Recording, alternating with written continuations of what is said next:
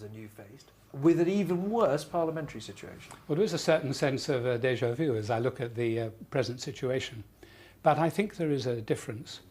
When I faced those difficulties in the 1990s, we had been in government for 14 or 15 years. There was very little public sympathy for the difficulties we faced.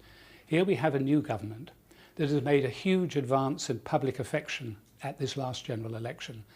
And I think providing the Conservative Party act in the national interest, providing they don't say, we are in control, when patently they aren't in control of everything, then I think there will be a great deal of public support, and that will help in Parliament.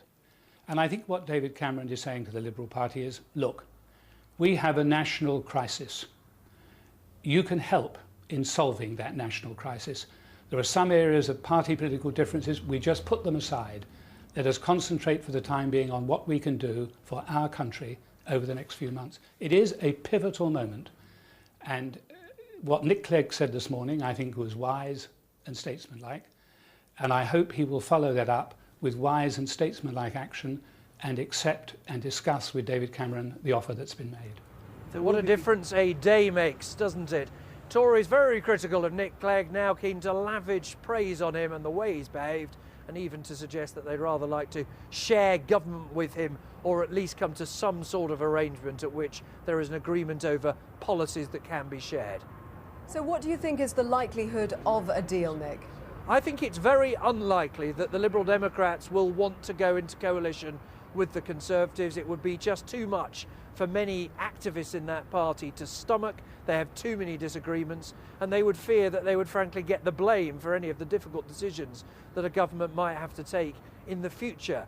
The thing that the Liberal Democrats now have to choose, I think, is this. Do they take the Tory offer, which in effect allows them to say to the country, we have behaved in the national interest, we have allowed the Conservatives to form a government with some form of stability, and in return we can show you 3 or 4 of our key priority areas where we made real progress, and things have got better, they would argue to the electorate, simply because we were there acting responsibly. Do they do that with the Tories, or are they tempted by the bigger offer from the Labour Party, which gives them electoral reform, the dream they've always wanted, but also risks the opprobrium that will be heaped on them, particularly by the Tory press, for keeping in office a government that has been kicked and has lost this election? And where does this leave Labour? Because incumbency should put Gordon Brown in the driving seat, but it looks like the car's been hijacked tonight. Well, it only puts him in the driving seat if Nick Clegg listens to what he's heard and said, very nice offer, thanks very much, but I think I'm going to talk to Gordon Brown at the same time and see if he offers me something better, or indeed if he rejects the Tory offer.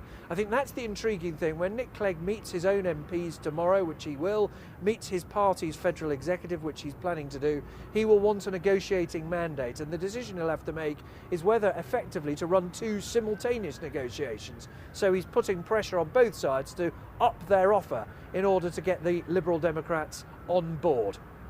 Well, it's fascinating. Nick, for the moment, thanks very much. And the question really is how long those negotiations will go on for, because the markets want to see a swift resolution to this. It, of course, comes against